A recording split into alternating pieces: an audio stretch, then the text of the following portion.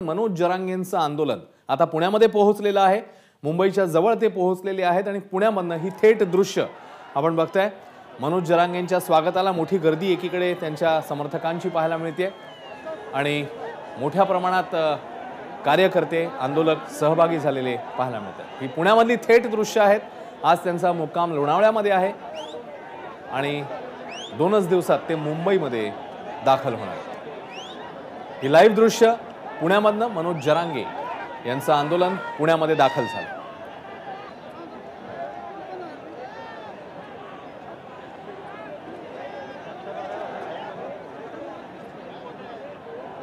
या मोर्चाचा या आंदोलनाचा आजचा 5वा दिवस आहे। अंतरवाली सराटीतनं निघालेला हा मोर्चा आज लोणावळ्यामध्ये याचा मुक्काम असेल आणि 2 दिवसातच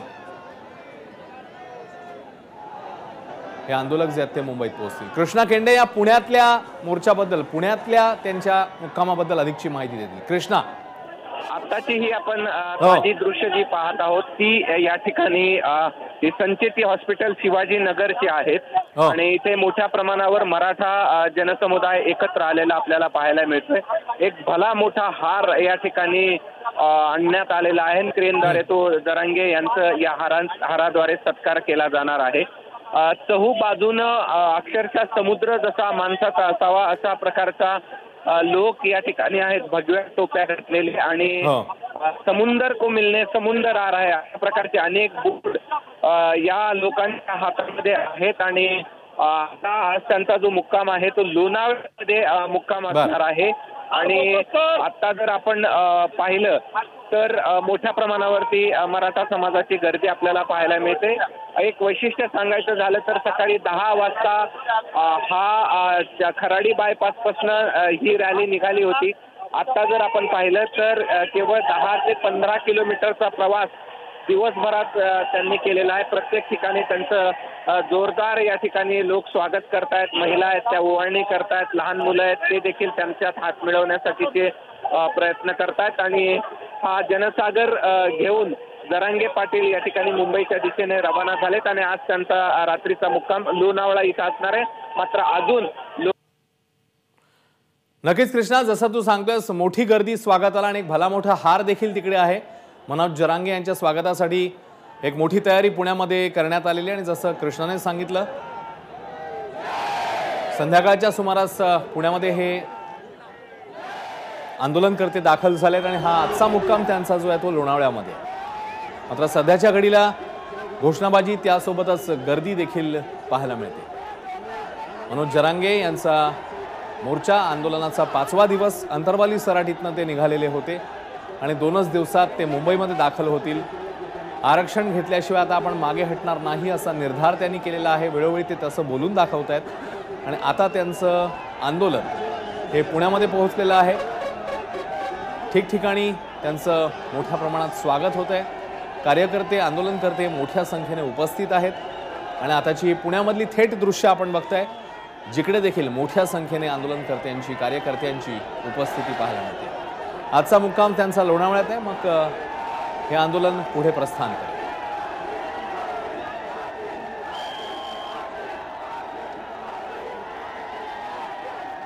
कृष्णा केंडे आपले प्रतिनिधी आपल्या सोबत आहेत पुन्हा एकदा। कृष्णा, आत्ता नेमका हा मोर्चा कुठे पोहोचलेला आहे आणि इथून पुढचा मोर्चाचा प्रवास कसा असणार आहे कृष्णा?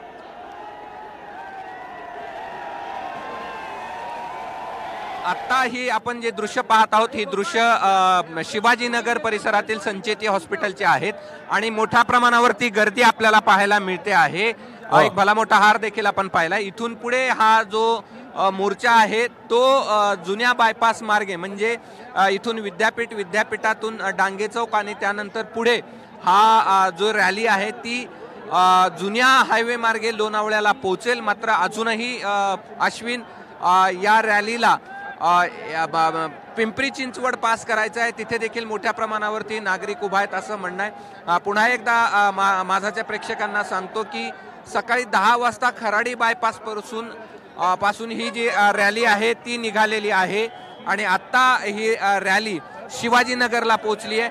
म्हणजे साधारणपणे 1 तासामध्ये ही रॅली केवळ 1 किलोमीटरचा प्रवास करते कारण की लोकांचा प्रचंड असा प्रतिसाद या रॅलीला मिळालेला आहे। ठिकठिकाणी त्यांचं स्वागत केलं जातं आणि हा मराठा मराठा समाजाचा हा समुद्र या ठिकाणी आपल्याला रस्त्यावरती उतरलेला पाहायला मिळतोय. भगव्या टोप्या धारण केलेले हे जे मराठा समाजाचे तरुण आहेत, महिला आहेत, त्याचबरोबर वयोवृद्ध लोक आहेत, हे आपल्याला जे दिसत आहेत ते फक्त इथे उपस्थित असलेले लोक आहेत. मात्र मागे अनेक किलोमीटर अशा लोकांची रांग आहे आणि वाहनांची रांग देखील आपल्याला पाहायला मिळते. अश्विन, कृष्णा, धन्यवाद या माहितीबद्दल. या आंदोलनावर, या सगळ्या आंदोलनाच्या प्रवासासंदर्भातले बारकावे जे ते तुझ्याकडनं जाणून घेतच राहू. तुर्तास धन्यवाद या सगळ्या सविस्तर माहितीबद्दल.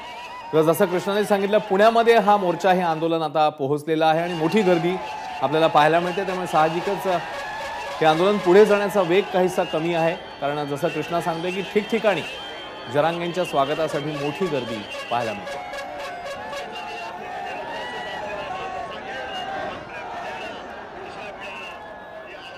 दरम्यान मराठा आरक्षणासंदर्भात सरकार सकारात्मक आहे. जरांगेंनी आंदोलन थांबवावं असं आवाहन मुख्यमंत्री एकनाथ शिंदेंनी केलंय. तर आम्ही सामंजस्याची भूमिका घेतली म्हणूनच सरकारला 7 महिन्यांचा वेळ मिळालाय, असा पलटवार आता जरांगेंनी केला.